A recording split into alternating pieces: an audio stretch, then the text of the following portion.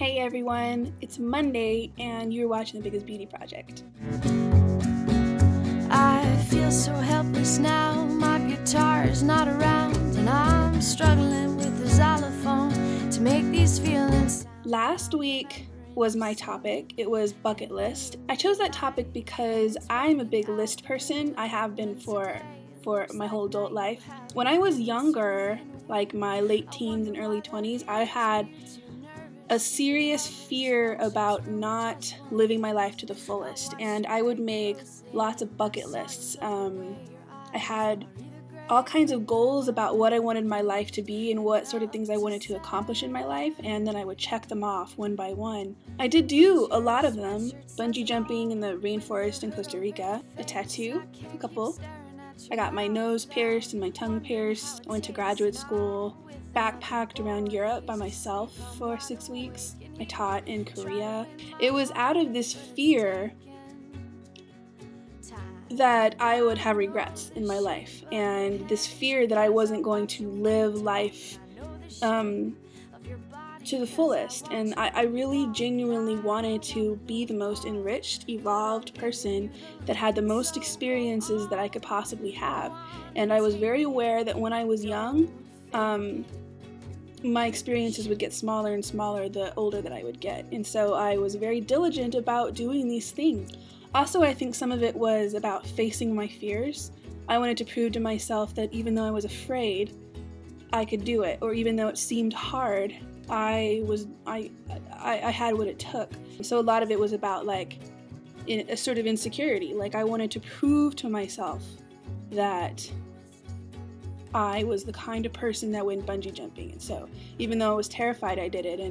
And even though the tattoo hurt like hell, I did it. It was this way to feel validated. So I look back on that now, and while I think it's good to have goals, in fact, I think it's essential to have goals in order to be successful, I think that I went about it the wrong way. My motivation was out of fear and out of a sense of obligation to my future self. It didn't really come from a place of authenticity, and I don't really know how many of the things that were on my bucket list came from me. Now that I'm older, the goals that I have are much more personal, and they're much more coming from a sincere place inside of me.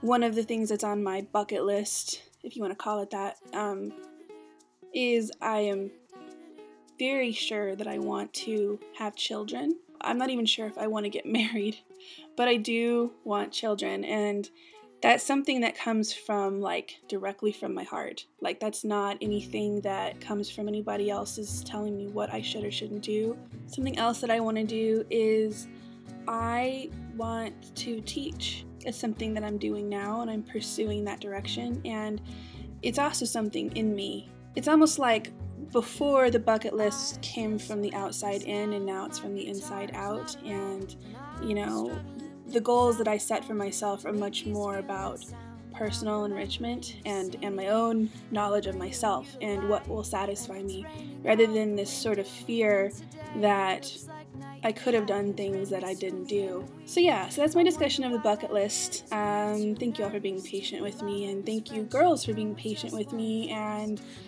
this week we're talking about families. Are we close to our families? What's our family look like? What do we do for holidays with our families? I am very close with my family. I have 2 older brothers, a younger sister. My mom and dad are still together. They live in Texas. They live 2,000 miles away from me, and it's very, very hard to be away from them.